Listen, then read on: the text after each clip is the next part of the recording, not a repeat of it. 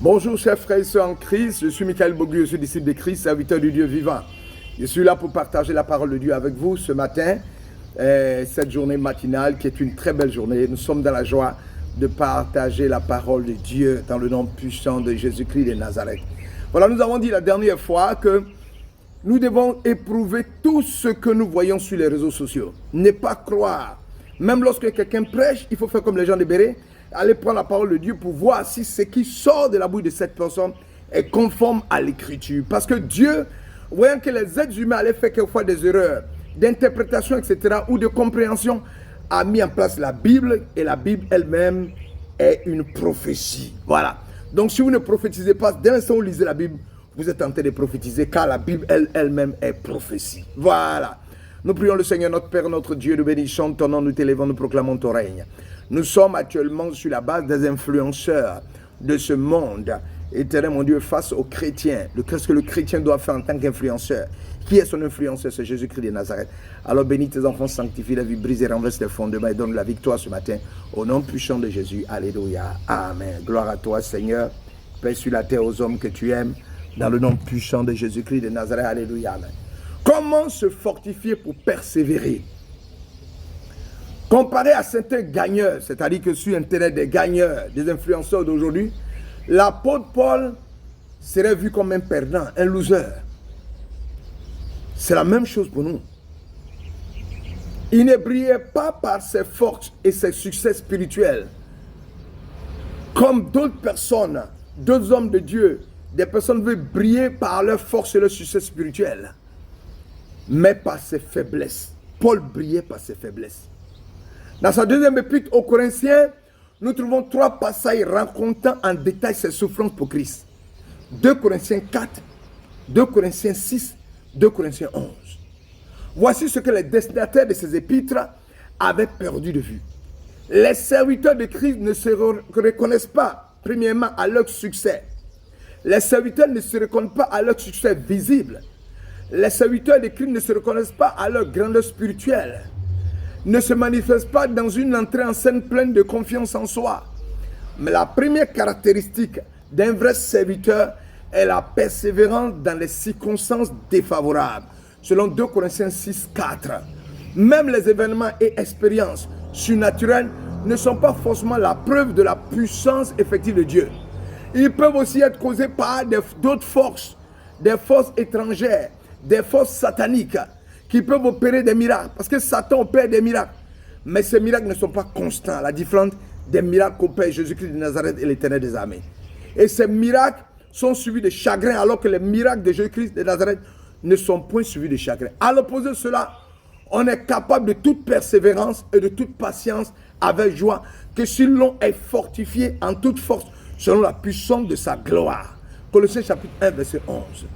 Voilà. Donc, c'est la puissance de Dieu qui doit faire valoir ce que vous prêchez. Vous ne devez pas prêcher parce que vous faites confiance. Vous faites confiance à l'Éternel qui, dans vos faiblesses, vous donne la force d'avancer et de prêcher, de toucher les cœurs, d'opérer des miracles. Voilà, parce que ce n'est pas vous qui opérez les miracles, c'est l'Éternel. De quoi se vante-t-on? Prenons comme exemple l'apôtre Paul. La vie de l'apôtre Paul pourrait être résumée dans 2 Corinthiens chapitre 11, verset 33. Je fus dévalé par une fenêtre dans une corbeille à travers la muraille et j'échappais. Il descendait tout le temps. Certes, il fut une fois permis à Paul de monter au plus haut que tous les êtres humains, c'est-à-dire à un ciel supérieur, jusqu'au 3e ciel, au paradis, selon 2 Corinthiens chapitre 12, verset 2 à 4. Et le Seigneur lui a apparu aussi personnellement à plusieurs reprises. Actes chapitre 18, verset 9, Actes chapitre 22, verset 18, Actes chapitre 23, verset 11. Mais il était réticent à l'évoquer, car il voulait éviter à tout prix d'être estimé au-dessus de ce qu'on le voyait être ou de ce qu'on entendait de lui.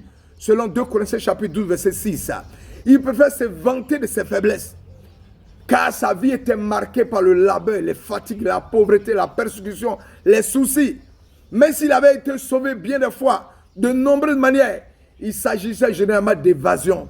Et à la fin de sa vie, Paul se tenait plus ou moins seul, sans reconnaissance des hommes, sans grand enterrement. Ça vous dit que quand vous êtes un homme de Dieu, ce que vous devez faire, c'est de marcher dans les voies du Seigneur. Ce n'est pas chercher à vous faire valoir, mais c'est faire valoir Jésus-Christ. C'est Jésus-Christ qui est la star. Nous ne venons pas sur un terrain pour nous faire voir, mais nous venons pour que la star Jésus-Christ soit connue. Donc toi, homme de Dieu, ne passe pas ton temps à croire que tu as les forces, tu as une puissance. Non, c'est Jésus-Christ que tu dois mettre au devant. Voilà comment tu dois marcher dans les voies du Seigneur. Excusez-moi. Voilà comment tu dois marcher dans les voies du Seigneur. Maintenant, pressé par l'amour de Christ, pas pour plaire aux hommes. Voilà. La dernière lettre de Paul à Timothée sonne tout sauf méga cool, non. Mais sa vie n'était-elle pas une exception rare?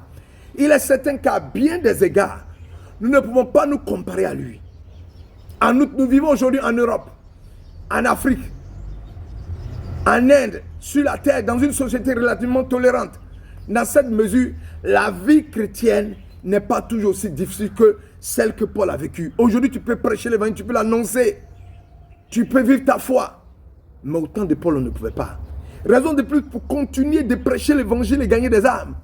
Mais une chose importante pour nous, Paul, dans son service pour le Seigneur, n'était pas dans la demi-mesure. Et en premier, il n'était pas dur vis-à-vis des croyants. Son cœur brûlait pour son Seigneur, qui est Jésus-Christ. Christ devait être magnifié dans son corps. Philippiens chapitre 1, verset 20. Donc nous devons magnifier Christ dans notre vie. C'est Christ et l'Éternel que nous devons mettre au devant. Vous voyez que nous avons mis Christ au devant. Vous avez vu que vous avez gagné la coupe. Vous avez gagné la coupe, pourquoi? Parce que vous avez brandi Christ. Vous avez dit à Christ, je n'ai pas la force, c'est toi qui as la force. Je suis zéro, amène-moi de zéro à héros. C'est ce qu'il faut faire. Et nous tirons la leçon que sur cette terre, même à la dernière seconde de votre vie, un miracle peut s'opérer. Crois et la foi, et Dieu va faire de grands choses. En même temps, l'amour du Christ le pressait Paul pour présenter tout homme parfait en Christ. Il s'adonna à cela de toutes ses forces, selon Colossiens 1, chapitre 28-29. Mais il ne s'agissait jamais de plaire aux hommes. Il était rigoureux à cet égard. Si je voulais encore plaire à des hommes, je ne serais pas esclave de Christ. Galates 1, 10. Ouais, Jésus-Christ de Nazareth était sa priorité. Il ne cherchait pas à plaire aux hommes. Il ne cherchait pas à se faire voir. Il ne cherchait pas à être extraordinaire. Il ne cherchait pas à avoir des gardes de corps. Il ne cherchait pas, quand il marche, des gens marchent, se mettent à genoux devant lui. Non, il voulait que Christ soit connu. Lui s'efface pour que Christ soit connu.